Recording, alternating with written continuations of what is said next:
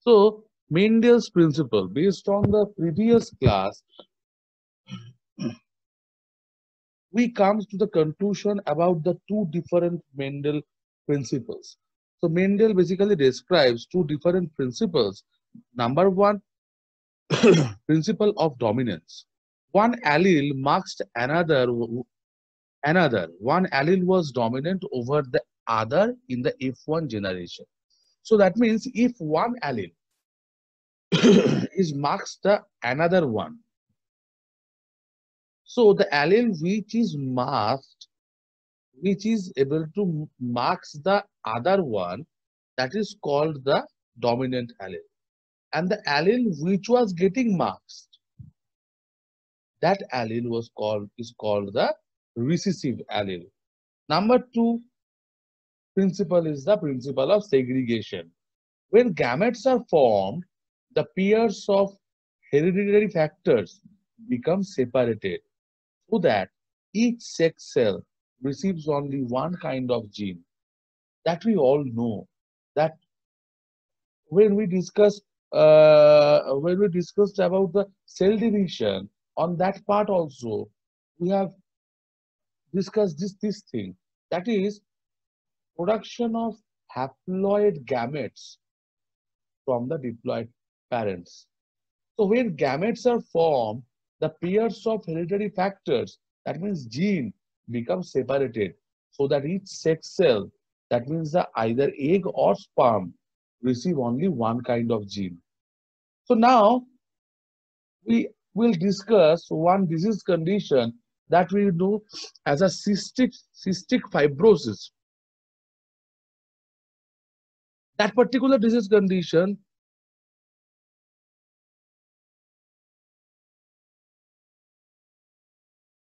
maintain the Mendel principles of heredity. That means cystic fibrosis is actually transmitted by following the Mendel principles. So now, what is cystic fibrosis?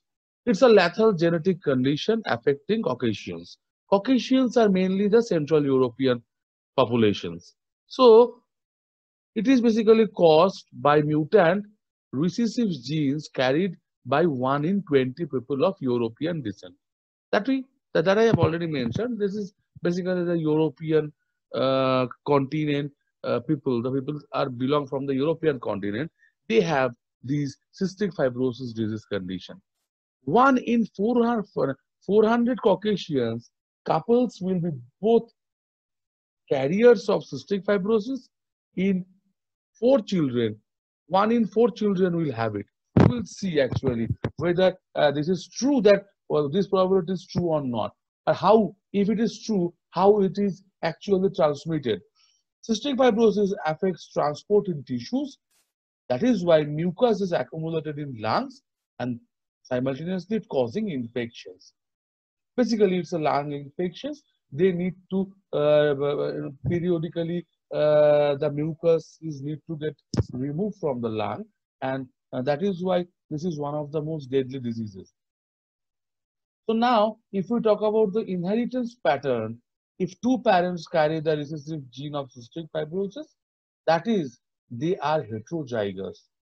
1 in 4 of their children is expected to be homozygous for cystic fibrosis and have the disease. So now we actually look into the disease progression part or the probability part by just simply applying this monohybrid cross of Mendelian genetics. So here this capital C, this is a normal condition. Small c is a mutant one. So and the capital C is a dominant gene. Small c is mutant. That means when capital C exists, it creates a normal healthy condition. When capital C comes with the normalcy in a heterozygote condition, that also carried no symptoms, but as a one small c is present here, they can cause the that is called the carrier. They can carry the disease. So heterozygotes are basically the carriers. So now, if a particular person having small c, that means two mutant condition, two mutant gene in both of its allele, they are they are actually causing this cystic fibrosis disease. So that means if we just go through this Punnett square and if we write one parent in the upper position and one parent in the sidewise manner, then if the capital C is reacting with capital C or mating with capital C, then a capital C form, that is not going to form any kind of diseases.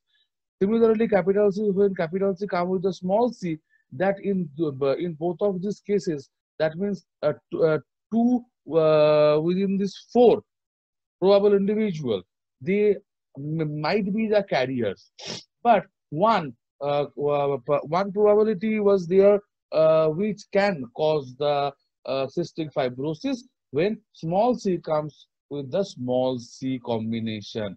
So this particular combination in a highlighted one, this particular combination is able to cause the disease. So what is the probability? Of course, the 1 in 4 of the probable children, that means 1 in 4 probability of getting the disease is just an expectation. It's an expectation. It's a probability that may be followed or may not be followed, but and in reality, the two carriers may have normal children. So having a normal children, the probability of having a normal children is 3/4. That means 75% probabilities are there of having a normal children. These heterozygote children are normal. Phenotypically, they are normal, but genotypically, they are carrier. So, however, if two carriers may have normal children, however, the greatest probability is for 1 in 4 children to be affected. Important factor when prospective parents are concerned about their chances of having affected children. Now, in 1 in 29 American is a symptomless carrier of the cystic fibrosis gene. A CFCF is actually the cystic fibrosis gene. So CFCF, if that means they are the symptomless carrier. They are normal. Phenotypically, they are normal, but genotypically, they carry one mutant gene, and that makes them the carrier. Now, we will discuss another disease, that is Gaucher's disease. It's a rare genetic disease. It causes lipid storage disorder. Lipid accumulated in spleen, liver, and bone marrow. Unwanted lipid accumulation, and which can lead to several kinds of damages. That means if it's a liver, it lipid accumulates in the liver, that can cause the cirrhosis of liver. In the similar way, it is the most common genetic disease affecting Jewish people of Eastern European ancestry. So the Jewish people may have affected like the Caucasian one. So like the Caucasian one, this Gaucher disease is actually predominant over the Jewish people of Eastern European ancestry. In 500 incidents, 1 in 500 incidents, rest of population 1 in 1 lakh incidents. So if we consider the Jewish people or the having a Eastern European ancestry, the probability of having a person with the Gaucher disease is 1 in 500. But rest of the population, the probability is 1 in 1 lakh. Now, what is dihybrid cross? The dihybrid cross is actually the matings that involve parents that differ in two genes. Like as we discussed in our previous lecture, that Mendel worked with 7 different characteristics of pea plants. So, monohybrid cross is when Mendel cross between plants having the difference in only one gene. That is a monohybrid.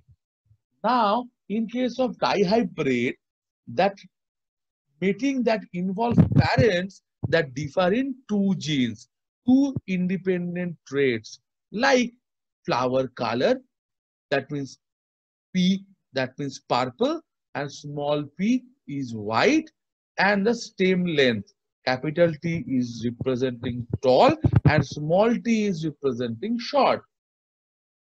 Now, in case of dihybrid cross between these two combinations, like tall plant and purple flower with a short plant and white flower, the possible gametes can be capital T, capital P, or in this case, small t, small p. That is written here. The capital T, capital P, small t, small p. They are homozygous in nature.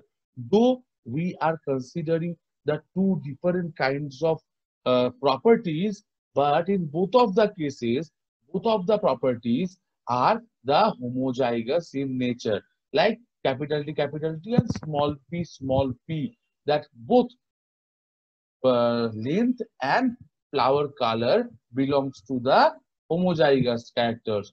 And here also homozygous dominant character and homozygous recessive character are being separated. So now if homozygous dominant character are actually producing gametes, we will find a gamete having a capital T, capital P in nature, and in case of short and white, we will get a gamete of small t and small p in nature. So now, if we go for the Punnett square, similarly, we have to write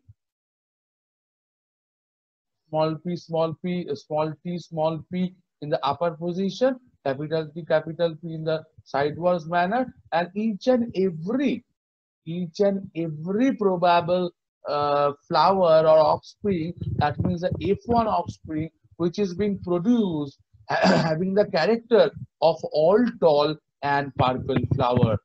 But genotypically, we are able to see that all of these plants are what kind of in nature? They are heterozygous in nature. They are carrying two different alleles in both of its character. Now, if we go to the similarly, we can consider this simple step instead of that whole lot of combinations, as they are only one kind of gamete. They are having a single kind of gamete. Whatever the population is being produced, they are all having the similar gene pattern, right? Now, in case of F2 of dihybrid cross, F1 generation is allowed to self-pollinate, and which is produce the four different type of possible gametes. So these four different type of possible gametes, when we write in the Punnett outside of the Punnett square, and these combination produce a four different kinds of phenotype and multiple kinds of genotype. We will come to this later. So now, if we check, this particular is a tall and purple flower. This is these two also tall and purple flower. This one and the third one, first row, first column, third one, and third column, first row are having the same characters. Similarly, diagonally each and every cell are having the similar character. So we get 9 tall and purple flower phenotypically, 3 tall and white flower, 3 short and purple flower, and 1 short and white flower. Now, in case of dihybrid cross, what is the basic point? The basic point is the combination patterns are getting increased. The combination patterns, and we will get a phenotypic ratio of 9:3:3:1. Just like this, each and every capital T, capital P, capital P, capital P, capital T, capital T, capital P, small p, capital T, small t, capital P, capital T, small p, capital P, small p. All these four kinds of offspring having the same characters, though they are phenotypically different, but they are they are phenotypically same, but they are genotypically different. Like in the other cases, this tall and white case, capital T, capital T. In case of white, they need to have a small p and small p combination. But in case of tall, they must have capital T, or capital T, small t in nature. In case of short and white, they must have short means they must carry the capital small t gene along with a homozygous and heterozygous condition of P. And in last one combination we found, that is the small t, small t, small p, small p. That means size of the plant is small along with the flower is white. So the right hand side, this is the phenotypic ratio, that is the 9:3:3:1. And on the left hand side, the number ratio we get is the genotypic ratio. And the genotypic ratio is 1:2:2:1:2:2:4:1:2:1:2:1. That is the genotypic ratio. Now, from this experiment, Mendel comes to a conclusion of, or comes to the description of, comes to the conclusion with a principle, the principle of independent assortment. So now let's see what is principle of independent assortment. So based on this result, Mendel postulates the third principle, that is, members of one gene pair segregate independently from other gene pair during gamete formation. That means both of these gene pairs, capital T or small p, they segregate independently. Though we consider both of the characteristics of plant, but in case of gamete formation and in case of offspring formation, their segregation is independent. So the segregation or movement of T is not dependent on the movement of P. Similarly, movement of P is not dependent on the movement of T. That is why Mendel comes to this conclusion of members of one gene pair segregate independently from other gene pair during the gamete formation. Now, genes get shuffled. These many combinations are one of the advantages of sexual reproduction. That leads to the variation. That leads to the variation, and accumulation of variation throughout a significant period of time leads to evolution. So now, relation of gene segregation to meiosis. There is a correlation between the movement of chromosome in meiosis and the segregation of allele that occurs in meiosis. So, in case of diploid chromosome, just see the picture. The diploid chromosome, if the one having a capital red SS and another having a same gene but a different allele, different form, that is a small SS. But in case of meiosis, their segregation is independent. Their segregation is not dependent with each other. So now we need to know what is test cross. When you have an individual with an unknown genotype, you do test the test cross. So what is the meaning of this statement? That means if I have a plant with unknown genotype, to know its genotype, we can go with the test cross process. So test cross is cross with a homozygous recessive individual. Cross with a homozygous recessive individual, which is strict, which is a very strict criteria. Only when offspring from F1 or F2 generation will cross with the with a homozygous recessive individual, only that case we consider this thing is a this cross as a test cross. For example, a plant with purple flower can either be capital P or capital P small p, as purple is dominant over white. Therefore, if we cross the plant with small p means white flower homozygous recessive. Then in case if the plant is capital P and when it crosses with the small p, then what happens? If the plant is homozygous recessive purple, homozygous dominant purple, every plant we will get after the reproduction process is a 100% purple, have contained the 100% purple flower. That means if we get 100% purple flower, we will consider that the genetic cross, we will consider that the genetic character of the unknown plant is homozygous dominant. Now, if we get 50% white and 50% purple, then we have to check the cross. Then we will find that in case of heterozygous condition, if we get 50% white flower and 50% purple flower, that means the plant of the unknown origin is heterozygous dominant as its genotype.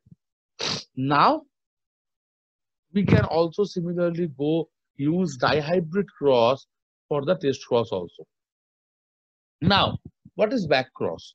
Similarly, like test cross, a back cross is cross between a hybrid, that is the F1 hybrid, with one of its parents. That doesn't matter whether the parent is homozygous recessive or homozygous or heterozygous dominant. Homozygous dominant or heterozygous dominant or whatever the conditions are. So the back cross doesn't imply any conditions with the parent generation. We can cross any parents with any offspring. Like in back cross method, the hybrid and the progenesis in the subsequent generation are repeatedly back crossed to one of the parent of the F1 generation. So there are some importance of back cross will come. Why back cross method is used? Since there are many varieties which are deficient in some characters, therefore the deficient character present in recurrent parent is crossed with donor parent in which that character is present. So we use back cross for the transfer of the character. Now the objective of the back cross method is to improve one or specific defect of a high yielding variety. If a high yielding variety of rice having some defect, the back cross have the ability to rectify its species condition, which is well adapted to all the areas and has other desirable characteristics. Now, application. The back cross method is commonly used to transfer diseases or disease resistance from one variety to another. But it is also useful for transfer of other characteristics like intervarietal transfer of simply inherited characters, intervarietal transfer of quantitative characters. Okay, so now in the similar way, some of the examples of back crosses are given here. Please go through this slide. Now, transgressive segregation backcross method may be modified to produce transgressive segregants. The F1 is backcrossed to the recurrent parent for 2 to 3 times for getting transgressive segregants. production of isogenic lines. So this isogenic line production is very important in case of the production of transgenic lines for different kind of issues. Now, what is the genetic consequences of having a repeated backcross? That may cause the reduction in heterozygosity. Heterozygosity is a particular condition which actually act as a buffer between the homozygosity. And if the heterozygosity didn't get appeared, or if the heterozygosity didn't um, have its progeny, that may cause serious issues in the environment. Increased similarity with the recurrent parent, selection of gene under transfer. We can transfer a particularly selected gene within this particular process. Extended opportunity for breaking undesirable linkage and also selection for recurrent parent type. So now this is the end of our today's discussion. In the next class, we will study this Mendelian genetics and also the extensions. Also is extension. So now, thank you. Bye.